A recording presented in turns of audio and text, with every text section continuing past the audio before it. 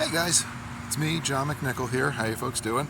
Wearing my favorite t-shirt, taking a walk through the neighborhood. Just wanted to talk to you folks a little bit, since I got some time, about a great project that I think you have a chance to be in on, and that you'll be really happy you are, if you take the step. Well, you may know me from some of the books I've written. The Young Chesterton Chronicles, Book 1, The Tripod's Attack. Book 2, The Emperor of North America. Book 3, which is Where the Red Sands Fly. Or when you were in middle school, you might have read my fourth novel, which was shorter, and it was called The King's Gambit. Well, I'm best known now. The biggest success was a little story I wrote a few years ago called How Zeke Got Religion at 20,000 Feet, and it was adapted into the awesomest Emmy Award-winning episode for Love, Death and Robots Season 4, How Zeke Got Religion. Yeah, that's the one with the guys on the World War II bomber. Great show. Anyways, but what I'm doing now is something a little different.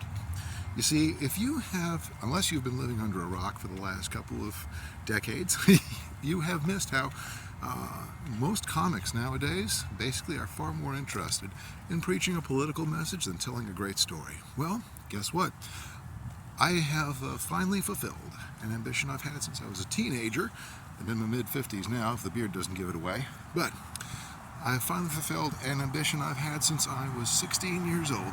Started my comic book company, Emerald Productions Incorporated, and we are putting out our very first book. And it's titled Extra Ordinary Heroes. What? Lame title? Maybe. Some folks think so. I don't. But essentially, what happens if a regular person ends up going and seeing, or if a regular person ends up interacting and living his life and suddenly finds himself impacting and being impacted by the A-list superheroes of his world. Now, some folks have done little bitty versions of this.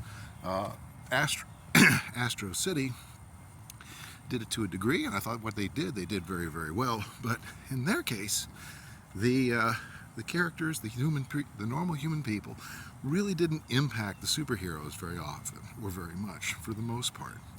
And other efforts at deconstruction showing basically superheroes as regular people. Well, Watchmen tried to say that they're all massively screwed up and traumatized individuals, and the boys tried to say that, well, they are actually psychopathic killers who are on the leash by an evil corporation. But what if the reality was a little more realistic? What if a regular person ended up interacting with the heroes and truly did find them to be normal people? And what happens if you find out further that a lot of those heroes, while they are great at saving the world, and they're not evil, they've got good hearts, but what if you find out that those heroes, good as they are, have unfortunately neglected parts of their development that most normal people take for granted? What if you've got a character like a Superman, a Batman, a Wonder Woman, whoever they might be, and they might be great at knocking down a giant robot, but they don't know how to hold a relationship together? You do.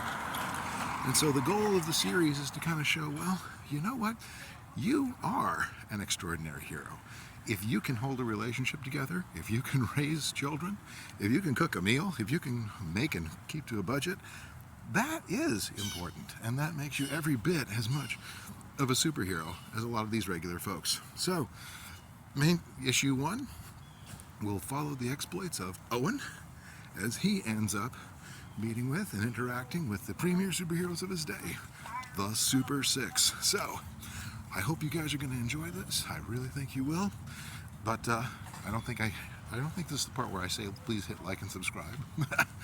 But here at Fund My Comic, which is the main group we're going to try and fundraise for this, I'm really hoping that we can get this done and do it really, really well. I'm an experienced writer. I've managed to have quite a bit of success in my time as a novelist. I've written a bunch of short stories as well, and best of all, we have an amazing artist. Okay? We have Grayson Bowling, who has not only done the book of he's done the cover for one of my books, but he is really experienced. He is an experienced comic book author, comic book artist, and he has done an amazing, fantastic series of work already. Right now, probably I'm going to be showing you, well, you're probably seeing a number of panels of his work, but he is doing art, he is doing the pencils, the inks, the backgrounds, even the lettering. He's just a one-man band, and I think we're going to have a great run with this.